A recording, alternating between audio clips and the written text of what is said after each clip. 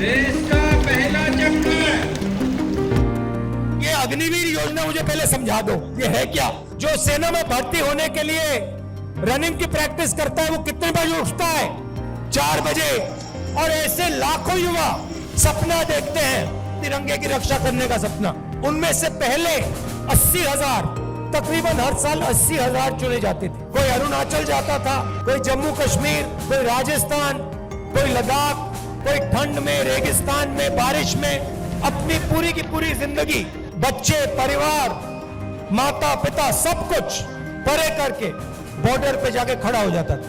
वो बॉर्डर पे खड़े होते थे, वहां पे तूफान आ जाए, बर्फ गिर जाए, गोली लग जाए, बम फट जाए, कुछ नहीं, देश के लिए अपना खून देने के लिए 80,000 युवा हर साल सेना में भर्ती होते थे। अब उनको पहले सेना क्या देती थी? सबसे पहले सेना उनसे कहती थी, देखो एक दिन ऐसा आ सकता है जब आपको हिंदुस्तान के लिए लड़ना पड़ेगा, शायद आपको शहीद होना पड़ेगा, मगर हम आपको एक बात की गारंटी देंगे कि दुनिया में सबसे बेहतर ट्रेनिंग हिंदुस्तान की सेना को, वायुसेना को, नेवी को हम देंगे। दूसरा वायदा, 15 साल आपको सर्विस मिलेगी। अगर आपको इतनी सी भी चोट लगी, हम आपकी रक्षा करेंगे। तीसरा वायदा, आपने इस देश के लिए अपना पूरी की पूरी आपने जिंदगी दी, आपने अपने बच्चे दे दिए, माता पिता दे दिए, परिवार दे दिया, अपने सारे के सारे सपने दे दिए इस तिरंगे को रक्षा करने के लिए। ठीक है, हम आपको पेंशन देंगे। जब आप गांव में वापस जाओगे तो हम आपको एक्स सर्विसमैन कह के हम आपको गांव भेजेंगे कि आपको वहां पे, चाहे आप शहर में रहो, चाहे आप गांव में रहो, जब हिंदुस्तान की बाकी जनता आपकी ओर देखे, वो कहे कि इस व्यक्ति ने वो किया जो मैंने नहीं किया, इस व्यक्ति ने अपनी जिंदगी इस देश को दी, अपना खून इस देश को दिया, अपने सपने इस देश को दिए, और इसीलिए मैं इस व्यक्ति का आदर करूंगा, इसका रिस्पेक्ट करूंगा।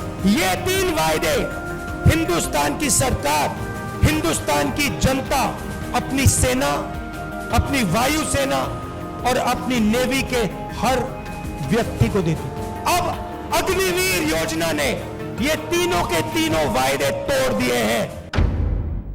नमस्कार, मैं रवीश कुमार। अग्निवीर और यूपीएससी के चेयरमैन मनोज सोनी में क्या अंतर है? आपने अभी अभी राहुल गांधी के भाषण का एक हिस्सा सुना। मेरा सवाल है कि क्या आप किसी अग्निवीर से मिले हैं? अग्निवीर के लिए तैयारी करने वाले नौजवान से मिले हैं? इसी से जुड़ा मेरा एक और सवाल है, क्या आप यूपीएससी के चेयरमैन मनोज सोनी से मिले हैं? नीट परीक्षा कराने वाली agency national testing agency NTA के चीफ प्रदीप कुमार जोशी से मिले हैं? क्यों युवाओं को अग्निवीर नहीं, यूपीएससी के चेयरमैन मनोज सोनी बनना चाहिए, एनटीए के चीफ प्रदीप कुमार जोशी बनना चाहिए? हमारा ये प्रेरक वीडियो राष्ट्रीय लेवल के उद्देश्यों से बनाया गया है ताकि कंपटीशन की राह में भटक गए युवाओं को हम उन रास्तों के बारे में बता सकें जहां लोग नियम से ही 20-20 साल वाइस चांसलर बनते हैं और आयोगों के पद पर रह जाते हैं। लेकिन पहले बात अग्निवीर की। क्या आप उस नौजवान से मिले हैं जिसने अग्निवीर योजना के कारण सेना में भर्ती होने का सपना छोड़ दिया? और उस नौजवान को जानते हैं जो अग्निवीर के बाद भी सेना में भर्ती के लिए दिन रात एक कर रहा है? क्या आपका परिचय उन सपनों से है जो किसी को अग्निवीर बनाता है, उन जज्बों से है जो किसी को सेना में भर्ती होकर जान देने के लिए तैयार करता है? अग्निवीर पर हमने कई वीडियो बनाए, लेकिन मेरी भी किसी से आमने सामने की मुलाकात नहीं है।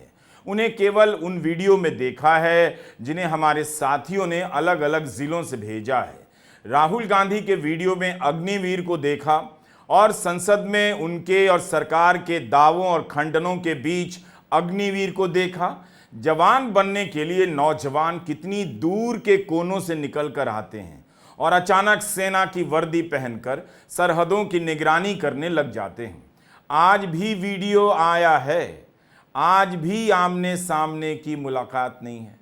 बस इस वीडियो को बार बार रिवाइंड फॉरवर्ड करके देखता रहा, उनके जीवन में झांकता रहा। इस वीडियो को जरूर देखिएगा।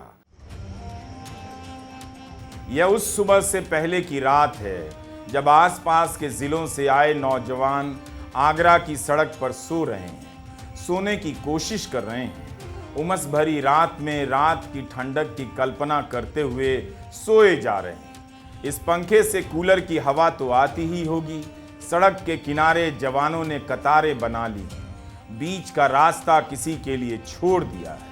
कईयों के पांव हिल रहे हैं, कईयों ने अपनी पीठ को इस तरह से स्थिर कर दिया है कि शरीर जिस हाल में जैसे भी जम गया है, काफ़ी है। रात ही तो है, रात कट जाने के लिए काफ़ी है। इन तीनों ने अपना ग्रुप बना लिया है। साथ सोने का भरोसा इतना तो होता है कि सामान सुरक्षित रहेगा।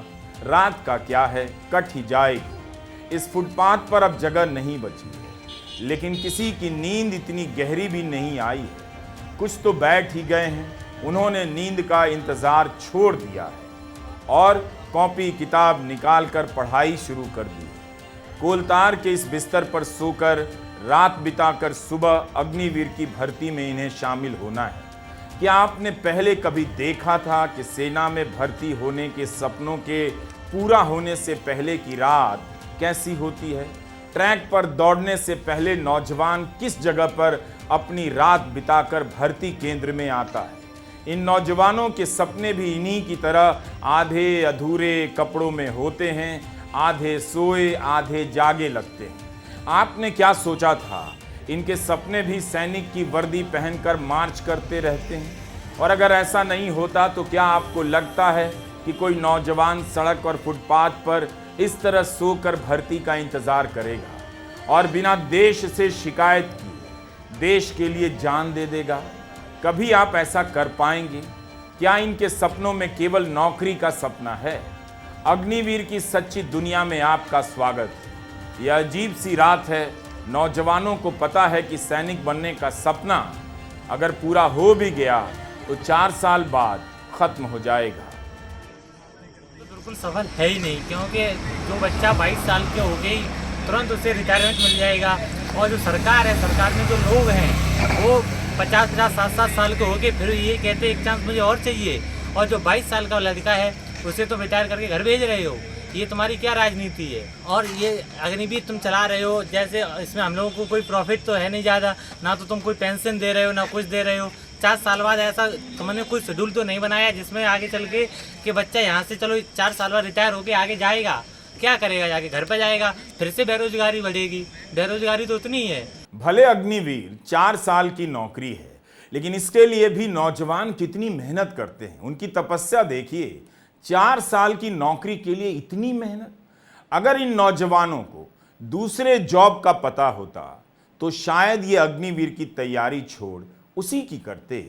इन्हें नीट परीक्षा कराने वाली एजेंसी एनटीए के चीफ प्रदीप कुमार जोशी से मिलना चाहिए, जो बिना इस तरह से सड़क पर दौड़ लगाए प्रतियोगिता परीक्षा दिए 2006 से ही विभिन्न आयोगों के चेयरमैन हैं और प्रतियोगी परीक्षाएं करवा रहे हैं। एक समानांतर रूट से नियमों के सहारे ही, ध्यान रहे, इनकी नियुक्ति गैर कानूनी नहीं होती, लेकिन नियमों के सहारे ही आप इतने लंबे समय तक उस तरह के पदों पर विराजमान हो सकते हैं जहां पहुंचने के लिए कोई दिल्ली या कोटा जाकर 4 साल 5 साल यूपीएससी की तैयारी करता है। लेकिन यूपीएससी का चेयरमैन बनने के लिए कोई प्रतियोगिता नहीं है। बस प्रदीप जोशी और मनोज सोनी की तरह प्रतिभाशाली होना पड़ता है और सौभाग्यशाली भी। हमारे सिस्टम में अन्याय के अनेक रास्ते हैं, आप उन रास्तों पर चलिए। भारत में अगर न्याय पाना है तो सबसे पहले यहाँ के सिस्टम में खांचे खांचे में घुसे अन्याय को समझना होगा। रोज रोज कोचिंग जाने, घंटों पढ़ने और रात भर खाली पेट सोने से अच्छा है इनकी तरह बनो, ताकि बिना कंपटीशन के नौकरी का सारा जीवन वाइस चांसलर और आयोग की चेयरमैनी में कट जाए। ऐसे लोगों के लिए मेरिट की कोई बहस नहीं होती, लेकिन ऐसे लोग किसी गलत रास्ते से नहीं आते, नियम से आते हैं। सिस्टम उनके लिए अलग से एक्सप्रेसवे जरूर बना देता है और आप जाम में फंसे रह जाते हैं, और ये लोग अलग लेन से मंजिल पर पहुंच जाते हैं और मकाम पर धंसे रह जाते हैं। ऐसे न जाने कितने लोग हैं इस भारतवर्ष में जो कुर्सी पर पहुंचकर नौजवानों के अग्निवीर बनाने के लिए नियम बना रहे हैं। नौजवानों से मेरी गुजारिश है कि जब तक मैं मनोज सोनी और प्रदीप जोशी की बात करूं, इनका प्रेरक जीवन परिचय दूं, हाथ जोड़े रखिए वीडियो के सामने और हाथ में अड़हुल का फूल ले लें। मन में किसी फिल्म स्टार का ध्यान ना लाएं। मनोज सोनी 40 साल की उम्र में ही 2005 में महाराजा सयाजीराव यूनिवर्सिटी ऑफ बड़ौदा के वाइस चांसलर बन गए। यहाँ 3 साल वाइस चांसलर रहे। फिर 2009 से 15 तक अंबेडकर ओपन यूनिवर्सिटी में 6 साल वाइस चांसलर रहे। बिना किसी प्रतियोगिता के, बिना सड़क पर रात गुजारे, दिन रात खुले बदन सड़क पर दौड़े, अभ्यास किए ये जनाब 9 साल वाइस चांसलर रह गए। आपको 4 साल का अग्निवीर बनाने का लेक्चर दिया जा रहा है। प्रतिभाश्री मनोज सोनी वाइस चांसलर बनने से पहले सरदार पटेल विश्वविद्यालय में पॉलिटिकल साइंस पढ़ाते थे, लेकिन 40 साल की उम्र में ही वाइस चांसलर बन गए। केवल वाइस चांसलर ही नहीं रहे, बल्कि कई संस्थाओं के गवर्निंग बॉडी के भी सदस्य रहे। 2017 में मनोज सोनी यूपीएससी के सदस्य बन गए, यानी दिल्ली आ गए। 2020 में साधु बन गए, लेकिन यूपीएससी से जुड़े रहे। 2020 में यूपीएससी के कार्यवाहक अध्यक्ष बन गए और मई 2023 में पूर्णकालिक अध्यक्ष बन गए। इसके लिए कोई परीक्षा नहीं दी, मगर नियम कानून और बैठकों के बाद ही इनकी नियुक्ति हुई। हिंदू अखबार के महेश लांगा और विजेता सिंह की आज की खबर है, इन्होंने निजी कारणों से 1 महीना पहले इस्तीफा दिया था, जिस पर अभी तक फैसला नहीं हुआ है। वैसे इनका कार्यकाल 2029 में समाप्त होगा। 2017 से 2029 मतलब 11 साल इनके यूपीएससी के चेयरमैन और सदस्य के रूप में ही कट जाएंगे। ऐसा कुछ अग्निवीरों को करना चाहिए। ये भी देश सेवा है। ये लोग भी भारत माता की जय बोलते हैं। सिस्टम में नियम बने हैं जिसके सहारे नियम पूर्वक आप 9-10 साल के लिए वाइस चांसलर, 9-10 साल के लिए आयोग का चेयरमैन बन सकते हैं। अगर आप प्रतिभाश्री मनोज सोनी के बारे में नहीं जानना चाहते हैं तो ये आपकी गलती है।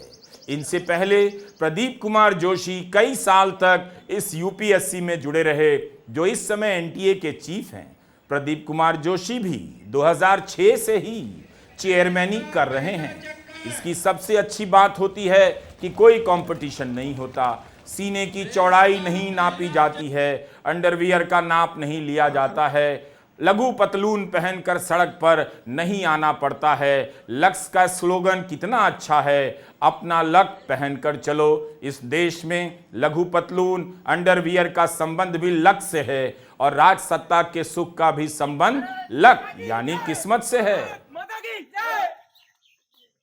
बिना रास्ता भटके, बिना विषय से भटके भारत में आप किसी विषय के मर्म को नहीं समझ सकते हैं। हमने तो आपको प्रतिभाश्री मनोज सोनी, प्रतिभाश्री प्रदीप कुमार जोशी की ही प्रेरक कहानियां बताई हैं। निश्चित रूप से जम्बूद्वीप, आर्यावर्त में ऐसे कई 100 लोग होंगे जो एक्सप्रेसवे का इस्तेमाल कर इन पदों पर कई साल से पदासीन होंगे। और बेस्ट बात यह है कि देश की सेवा कर रहे हैं। आप युवाओं में चरित्र और किरदार का निर्माण कर रहे हैं। इतने आराम की नौकरी तो आईएएस की भी नहीं होती, आईपीएस की भी नहीं होती। आईपीएस भी बेचारा 2-4 बार सस्पेंड हो जाता है, कहां तबादला होता है, बिना काम वाले विभागों में बिठाकर उसे सजा दी जाती है, ईडी सीडी के चक्कर में जेल भी हो आता है। तो हमारा मकसद केवल अग्निवीर पर चर्चा नहीं करना है, बल्कि अग्निवीर से भी बेहतर और कमाल के विकल्पों की बात करना है। अगर आप अपने लिए ऐसा कुछ नहीं कर सकते तो कम से कम मेरा ही जुगाड़ करवा दीजिए। इन नियमों को जानने के बाद सांसद जी को फ़ोन कीजिए, अपने बारे में बात कीजिए। अपने बारे में नहीं कर सकते हैं, मेरी चर्चा चलवा दीजिए, मेरा जुगाड़ हो जाएगा। कहीं का चेयरमैन 2035 तक के लिए बनवा दीजिए, वीडियो बनाने के झंझट से मुक्ति मिल जाएगी।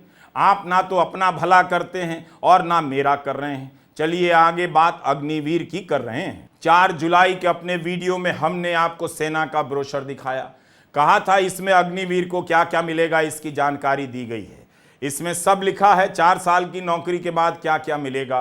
अजीब नौकरी है, मिलने से ज्यादा समाप्त होने के बाद के सपने दिखाती है। मगर कहीं नहीं लिखा है अग्निवीर 4 साल के बाद जब निकाला जाएगा तो केंद्र से लेकर राज्य की किन किन कंपनियों में नौकरियों में उसे आरक्षण मिलेगा या प्राथमिकता मिलेगी, सार्वजनिक क्षेत्र की किन कंपनियों में उसके लिए आरक्षण होगा या प्राथमिकता मिलेगी। दूसरी तरफ नियमित अफसरों की नौकरी का ब्रोशर देखिए, इसमें करियर का सपना दिखाया जा रहा है। लिखा है पेशेवर तरीके से विकास होगा, काम की संतुष्टि मिलेगी, आर्थिक स्थायित्व आएगा, सामाजिक हैसियत बढ़ेगी, जीवन की गुणवत्ता बेहतर होगी।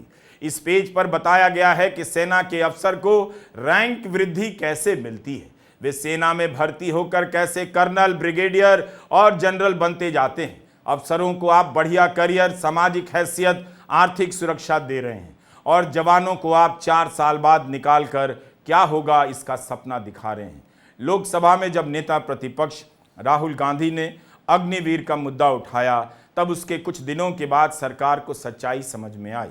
10 जुलाई के आसपास सीआईएसएफ, बीएसएफ, आरपीएफ के प्रमुखों ने ऐलान किया कि उनके यहाँ की नौकरियों में अग्निवीर को 10% आरक्षण दिया जाएगा। उन्हें फिजिकल टेस्ट नहीं देना होगा और उम्र सीमा में भी छूट मिलेगी। इसका असर तो उन छात्रों पर भी पड़ेगा जो सेना में नहीं होने पर अर्धसैनिक बलों की तैयारी में लग जाते हैं। हमने 4 जुलाई के अपने वीडियो में यह भी बताया था कि 2 साल पहले हरियाणा के तत्कालीन मुख्यमंत्री मनोहर लाल खट्टर ने सार्वजनिक बयान दिया था कि हरियाणा में तमाम नौकरियों में अग्निवीर को रखने की गारंटी दी जाती है। उनकी जगह मुख्यमंत्री बने नायब सिंह सैनी ने भी यही ऐलान किया है। हरियाणा की कई सरकारी नौकरियों में 10% आरक्षण का ऐलान है। मुख्यमंत्री सैनी ने कहा है कि प्रधानमंत्री की लागू की गई ये योजना एक लोकहित योजना है। इस योजना के जरिए आज हमारे पास एक्टिव और स्किल्ड युवा हैं।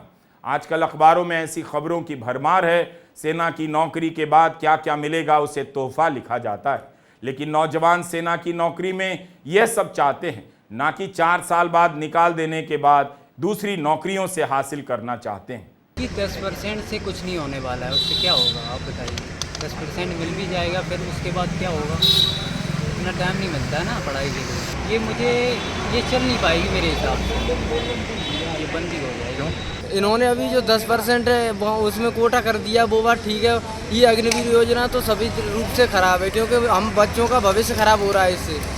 तुम बताओ, अब 4 साल के लिए हमको इस योजना में जोड़ा जा रहा है और 4 साल के बाद जब हम पढ़ने लिखने की उम्र है तब उसमें लगा दे रहे, फिर 4 साल बाद घर पे भेज देंगे। इसमें 10% में फिर कितनी पढ़ाई कर लेंगे हम, ये बताओ तो। और परमानेंट सैनिक को सब चीज़ मिलती है, हमको तो कुछ नहीं मिलती है। देश सेवा तो हम भी करने जा रहे हैं। अग्निवीर को ठीक बताने के लिए सेना से ज्यादा अर्धसैनिक बलों और राज्य पुलिस की नौकरियों का योगदान माना जाना चाहिए। इनकी भर्तियों में आरक्षण देकर अग्निवीर को आकर्षक बताया जा रहा है, तब भी नहीं हो रहा है, बात जम नहीं रही है।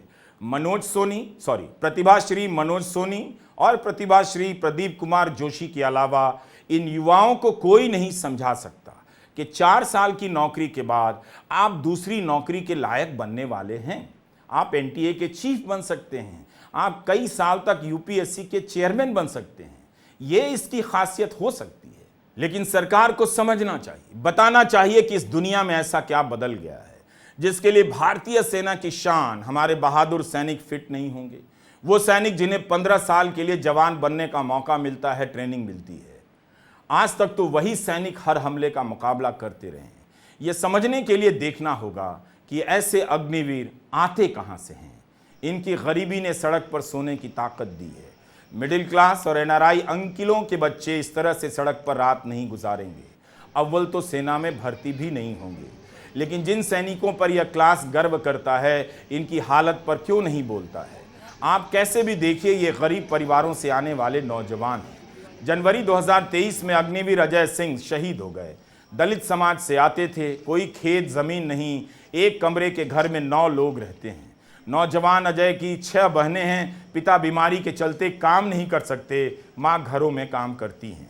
सेना की स्थायी नौकरी अपने परिवारों को आर्थिक सुरक्षा देने का सपना भी है। कितने ही नौजवान अग्निवीर के कारण सेना में भर्ती होने का सपना छोड़ गए।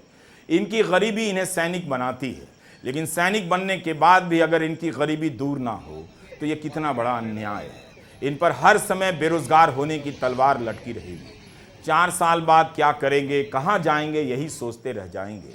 इन नौजवानों के परिवारों पर महंगाई की मार पड़ी होगी, इनकी बचत में गिरावट आई होगी, इसका भी असर इनके परिवारों पर पड़ा होगा। जोंद्रेज ने वायर में लिखा है कि वास्तविक मजदूरी बढ़ी नहीं, तो इसका भी असर इनके परिवारों पर पड़ा होगा।